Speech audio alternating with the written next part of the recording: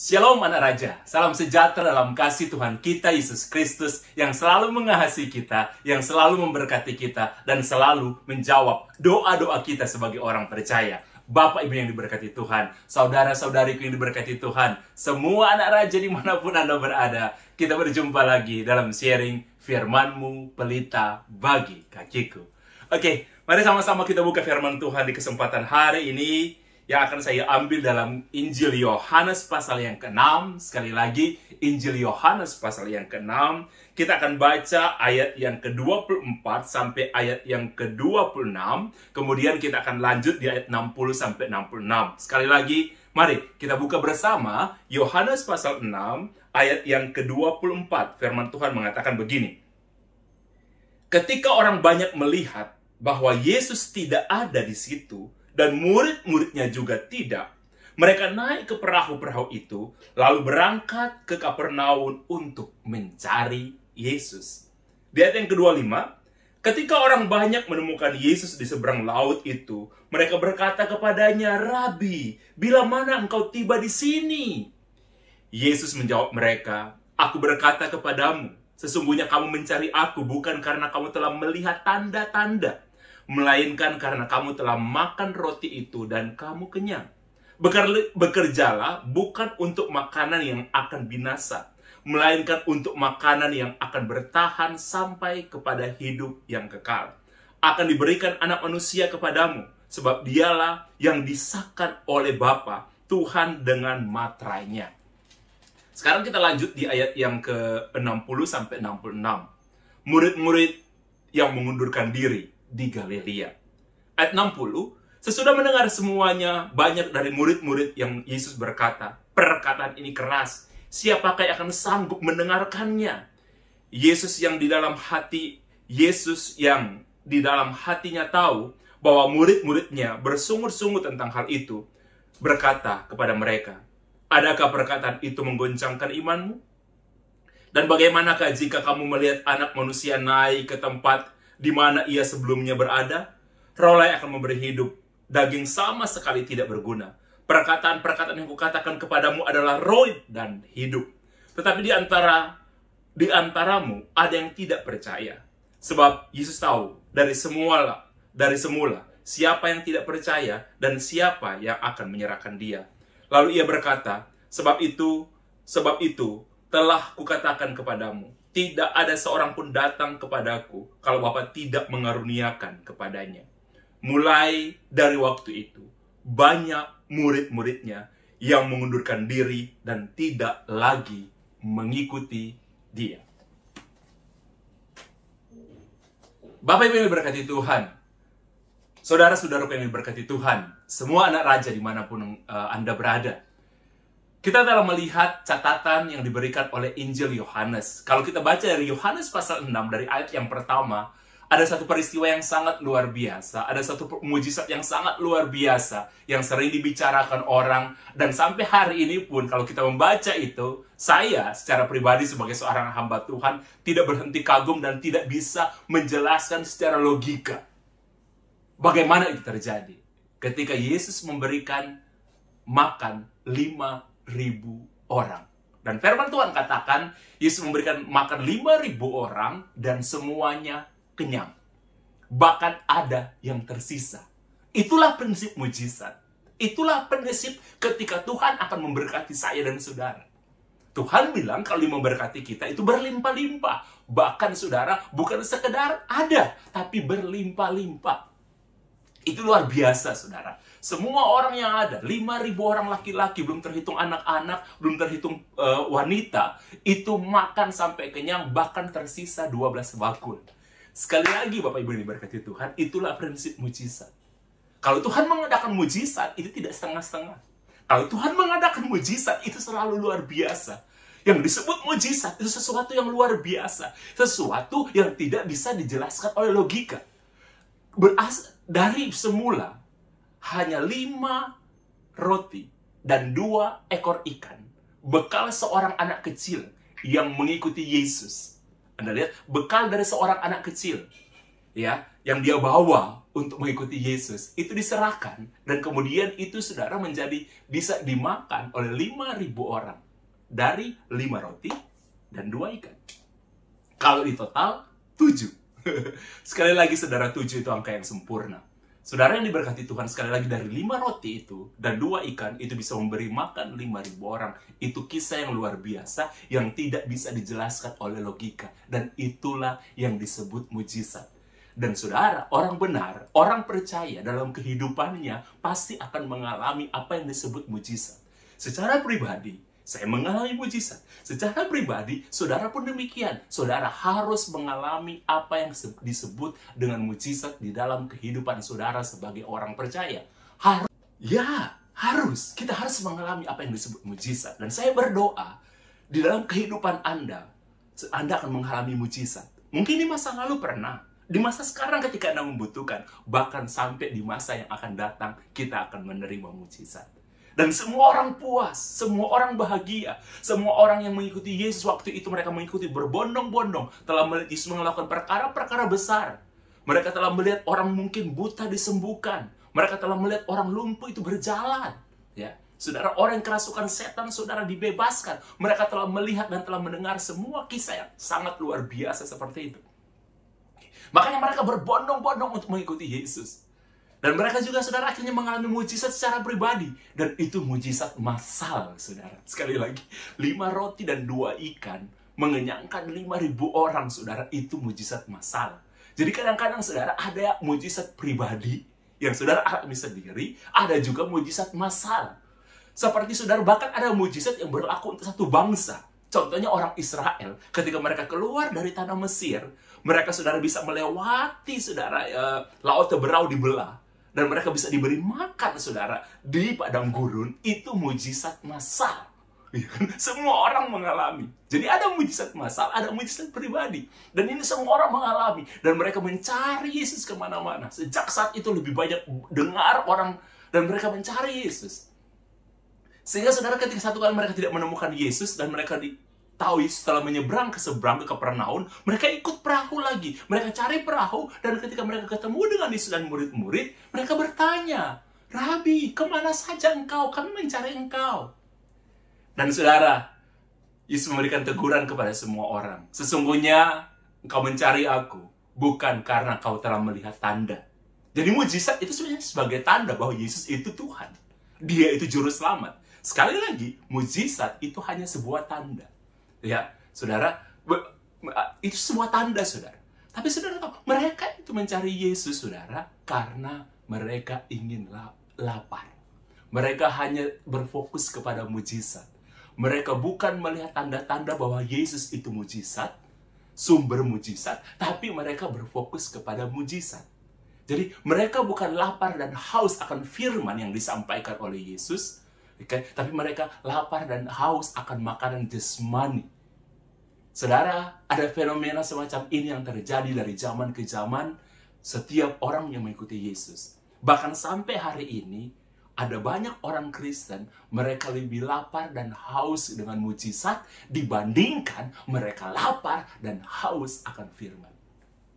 Sekali lagi, saudara, hari-hari ini, bahkan sampai hari ini, ada begitu banyak orang yang mereka lapar dan haus akan mujizat, tapi tidak lapar dan haus akan firman. Dan Yesus menegur mereka. Saudara yang diberkati Tuhan, dimanapun saudara berada, mujizat akan membuat kita takjub. Mujizat akan membuat kita akan semakin kagum. Tetapi saudara, fokus kita itu kepada Yesus, sang pembuat mujizat, bukan mujizat yang dibuat. Oke, sekali lagi saudara, ketika Anda berfokus kepada mujizat, Anda tidak akan bertumbuh. Karena makanya Yesus bilang begini, jangan kamu berfokus kepada roti yang kamu makan kenyang dan hanya sekedar mengenyangkan tubuh, hanya sekedar mengenyangkan daging. Habis itu tidak akan berusia lama. Habis itu akan binasa. Tapi berfokuslah kepada roti hidup yang nilainya itu kekal. Orang yang hanya mengandalkan mujizat, gereja yang hanya mengandalkan mujizat itu tidak kuat. Saudara, gereja, mujizat itu harus. Oke? Saudara, itu janji. Kita harus mengalami mujizat. Tapi yang paling penting, saudara, yang paling penting itu roti hidup. Janganlah sekedar haus akan mujizat, tapi kita lebih haus lagi akan firman. Bukan sekedar haus akan roti yang kita makan habis dan kenyang, tapi roti hidup yang bisa membangkitkan rohani kita, yang itu kekal, saudara. Bukan cuma hari ini, tapi firman Tuhan katakan kekal. Nggak gampang, saudara, jadi pengikut Kristus. Nah, ketika Yesus menegur mereka dengan keras, dan Yesus memberikan pengajaran yang keras kepada mereka, saudara lihat di situ. Firman Tuhan mengatakan apa? Banyak orang setelah mendengarkan perkataan Yesus yang keras, banyak murid-murid yang mundur. Mereka berhenti mengikuti Yesus. Apakah berarti Yesus gagal? Oh tidak. Tidak, saudara. Yang gagal adalah murid-murid yang nggak bisa paham. Murid-murid yang hanya haus dengan mujizat, tapi tidak haus dengan firman. Karena firman itu menegur. Firman itu membentuk. Mujizat akan membuat Anda kagum. Mujizat akan membuat Anda heran. Tapi firman akan membuat Anda hidup. Sekali lagi, mujizat akan membuat kita kagum. Mujizat akan membuat kita takjub. Wow! Tapi firman, tapi mujizat tidak bisa membuat kita tumbuh. Mujizat tidak bisa membuat saudara kita sehat secara rohani. Baik, saudara, dan gereja tetap harus ada mujizat. Gereja yang sehat, saudara, gereja yang diberkati, gereja tetap harus menghadirkan mujizat untuk orang yang membutuhkan mujizat. Tapi yang paling penting, saudara, yang paling penting itu roti hidup. Firman Tuhan yang akan membuat kita itu tumbuh. Firman Tuhan yang akan membuat kita itu kuat. Karena kalau Anda hanya mengandalkan mujizat, ketika pencobaan datang, saudara tenggelam. Ketika pencobaan datang, saudara hancur. Oke. Mujizatnya akan bertahan di situ, saudara. Yang akan bertahan itu firman. Roti hidup. Makanya mujizat itu bukan firman, bukan pelita. Mujizat itu akan membuat saudara kagum. Yang menjadi roti hidup itu Yesus itu sendiri. Dan firman itu, firmanmu pelita bagi kakiku dan terang bagi jalanku. Kalau saudara ada firman, saudara punya pelita. Kalau hanya saudara mengandalkan mujizat, itu sesuatu yang luar biasa. Dan saudara, saya ingin katakan kepada saudara tidak membutuhkan mujizat setiap waktu. Mujizat itu akan terjadi sewaktu-waktu aja.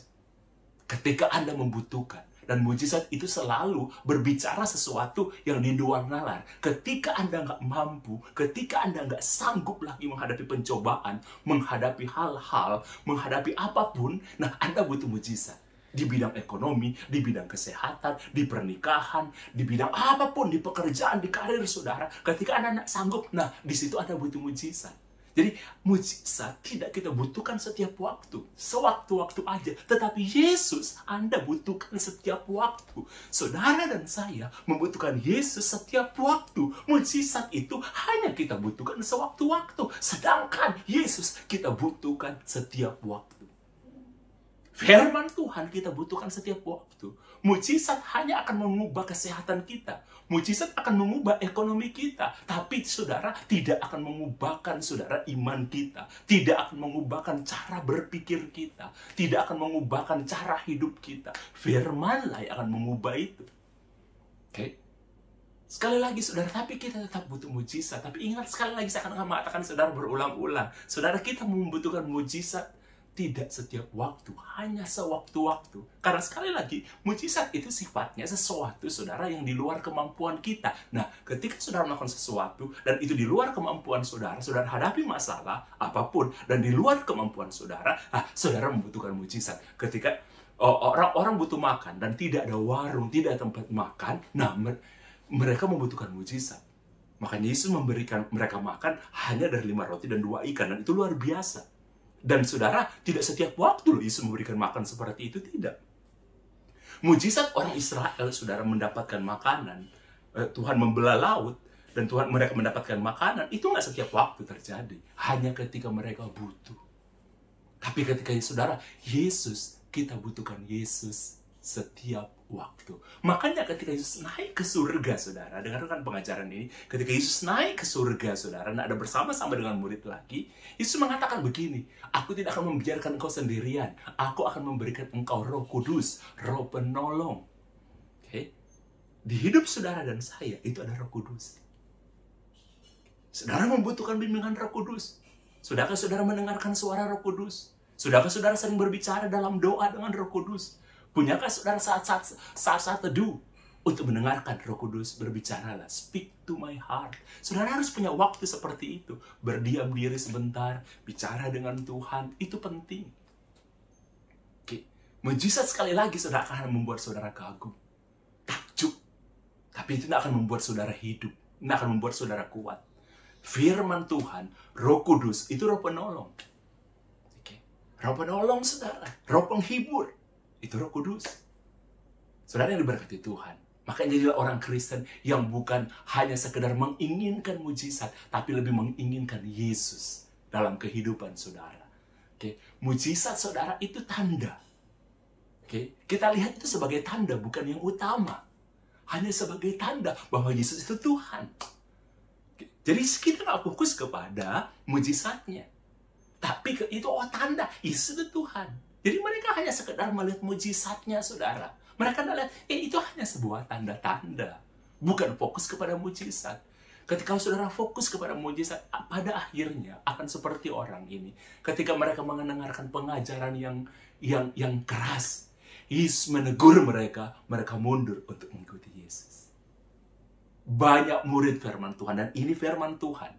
Banyak murid saudara yang akhirnya mereka mundur dan tidak mengikuti Yesus lagi. Karena mereka mendapatkan perkataan yang keras. Kalau saudara lihat di firman Tuhan, Paulus, dia mendapatkan begitu banyak mujizat. Dia dibebaskan dari penjara. Dia selamat dari berbagai macam tantangan yang dia alami. Perahunya yang tenggelam, kapal yang dia naiki pecah. Paulus selamat. Tapi saudara, karena itu mujizat. Tapi saudara, Paulus dipenjara 3 kali. Dan pada akhirnya Paulus dia mati. Dihukum mati dengan cara yang dipenggal. Di waktu itu Paulus tidak mengalami mujizat lagi. Tapi saudara tahu, yang paling utama dalam kehidupan Paulus, mujizat itu bagian hidup dari Paulus. Tapi bukan yang paling utama. Sehingga ketika pun tidak ada mujizat lagi terjadi. Ketika dia ketangkap 3 kali, itu tidak ada masalah. Karena Paulus dari awal sudah bilang, bagiku hidup adalah Kristus dan mati adalah keuntungan. Saudara, cara pandangnya beda. Oke, bagiku hidup adalah Kristus, bukan bagiku hidup adalah mujizat. Saudara, sekarang ada begitu banyak orang Kristen yang mengejar mujizat. Bukan berarti, saudara, salah satu yang menarik dari kekristenan itu mujizat. Salah satu yang menarik dari nama Yesus itu mujizat. Itu menarik sekali memang. Tetapi itu bukan yang utama. Tapi saudara, akhirnya orang-orang sekarang lebih banyak haus. Dengan apa? Haus dengan mujizat. Bukan haus dengan Yesus. Sehingga ketika ada masalah dalam kehidupan mereka, ada pengajaran yang keras dalam kehidupan mereka, atau mereka tidak mengalami mujizat lagi, mereka mundur. Oke? Mereka mundur. Jadi orang Kristen yang kuat, saudara. Andalan kita bukan mujizat. Andalan kita itu Yesus. Sekali lagi, biarlah mujizat itu hanya sebagai tanda. Ya, tanda. Bukan yang paling utama. Dan jadilah kita orang Kristen, saudara, yang lebih mengutamakan Yesus daripada mujizat. Bukan haus mujizat. Saya melihat fenomena ini sebagai seorang hamba Tuhan. Begitu banyak orang yang haus akan mujizat. Oke, begitu banyak orang yang berfokus kepada mujizat. Tapi tidak fokus kepada Tuhan. Ketika pencobaan datang, mereka tidak kuat. Banyak yang kecewa, saudara. Dan mereka mundur mengikuti Yesus. Karena mereka tidak mau mujizat lagi. Dan Yesus tahu itu. Bapak Ibu ini berkati Tuhan. Saya mengenal salah seorang yang saya kenal, saudara, seorang hamba Tuhan yang cukup radikal. Seorang hamba Tuhan yang menjadi penginjil yang luar biasa. Tapi pada akhirnya, saudara, dia mengundurkan diri untuk menjadi hamba Tuhan. Bukan cuma di situ. Bahkan, saudara, dia menyangkali iman kekristenannya. Dia menyangkali Yesus sebagai Tuhan dan Juru Selamat. Wow, saya ketika dengar itu saya cukup terkejut. Karena apa, saudara? Dia mendapatkan tawaran yang lebih baik lagi secara ekonomi di tempat yang lain. Karena dia mengikuti Yesus. Ternyata secara ekonomi, dia mengalami kesulitan.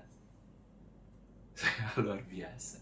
Padahal begitu banyak pertolongan Tuhan di waktu-waktu yang lalu yang beliau alami. Tapi ketika saudara satu kali mengalami sesuatu dan seakan-akan Tuhan tidak menolong dia mundur sebagai orang Kristen. Dia mundur sebagai hamba Tuhan. Dia mundur, saudara, bahkan iman kepada Yesus dia itu tinggalkan. Bapak Ibu yang diberkati Tuhan, saya tidak akan berpanjang-panjang untuk khotbah kepada saudara hari ini. Hanya singkat saja yang saya ingin ingatkan kepada saudara dan saya. Mari kita menjadi orang Kristen yang mujizat, saudara, itu sebagai tanda. Bukan yang paling utama. Karena yang paling utama itu Yesus. Mujizat itu tanda. Jadi jangan fokus. Tanda bahwa Yesus adalah Tuhan. Dia mengerjakan sesuatu yang luar biasa. Yang tidak kita bisa kerjakan. Tapi Yesus sanggup. Oke, tapi bukan di pekerjaan yang saudara fokus, tapi kepada Yesusnya. Jadilah orang Kristen yang haus akan Yesus, bukan haus dengan mujizat. Tapi kita tetap butuh mujizat. Saya tetap butuh mujizat, tapi hanya sewaktu-waktu. Tapi Yesus saya butuhkan setiap waktu. Mujizat hanya sewaktu-waktu. Oke, mari saudara kita berdoa. Saudara, kalau saudara butuh mujizat, saudara tetap butuh mujizat. Kalau saudara bilang begini, Pak, walaupun bagaimana saya butuh mujizat, yes, Anda butuh mujizat. Saudara boleh berdoa. Kalau saudara sakit hari ini, kalau saudara mengalami sesuatu yang kekurangan hari ini, saya telah melihat begitu banyak mujizat yang terjadi. Pertolongan yang di luar kemampuan kita, dan Tuhan bekerja, itu namanya mujizat. Mari kita berdoa. Haleluya, haleluya. Kuralabashika patakaralabashikaralabar. Haleluya, haleluya, haleluya. Terima kasih Tuhan Yesus, hari ini kami belajar firman Tuhan. Selesai Engkau memberikan makan kepada 5.000 orang menjadi kenyang. Bukan sekedar makan, tapi kenyang. Bahkan ada tersisa 12 bakul. Itulah karyamu Tuhan. Itulah mujizat. Engkau selalu mengerjakan mujizat dengan tuntas. Berkelimpahan. Kalau ada di antara jemaatmu yang membutuhkan mujizat, biarlah mereka menerimanya. Kalau ada yang sakit, sakitnya disembuhkan dalam nama Yesus. Sakitmu disembuhkan. Kalau ada yang membutuhkan mujizat secara ekonomi, biar Tuhan Engkau memberikan jalan keluar, sehingga ada pertolongan secara ekonomi kepada setiap jemaatmu yang ada dimanapun. Tetapi biarlah fokus kami bukan kepada mujizat. Aku berdoa, kuatkan setiap jemaatmu yang ada. Kuatkan setiap orang yang mendengarkan firman hari ini. Supaya mereka semakin kuat dalam Tuhan. Aktif membaca firman Tuhan. Aktif punya waktu untuk berdoa. Aktif untuk jadi orang Kristen yang bertumbuh. Orang Kristen yang aktif. Orang Kristen yang hidup. Karena kami membutuhkan Engkau Tuhan setiap waktu. Dan kami membutuhkan roti hidup. Lebih dari sekedar roti yang mengenyangkan perut. Kami lebih membutuhkan keselamatan daripada kesembuhan. Terima kasih Tuhan, terima kasih. Kami berdoa dalam nama Tuhan Yesus Kristus. Haleluya, puji Tuhan. Amin. Bapak yang diberkati Tuhan, saudara-saudari yang diberkati Tuhan, setiap anak raja dimanapun Anda berada, terima kasih Anda telah mendengarkan firman Tuhan. Ini tetap kuat, tetap semangat dalam firman Tuhan, tetap semangat dalam mengiring Tuhan, karena saya berdoa, biarlah nama saya dan saudara ada di buku kehidupan sebagai warga kerajaan surga. Tuhan memberkati semua anak raja dimanapun Anda berada.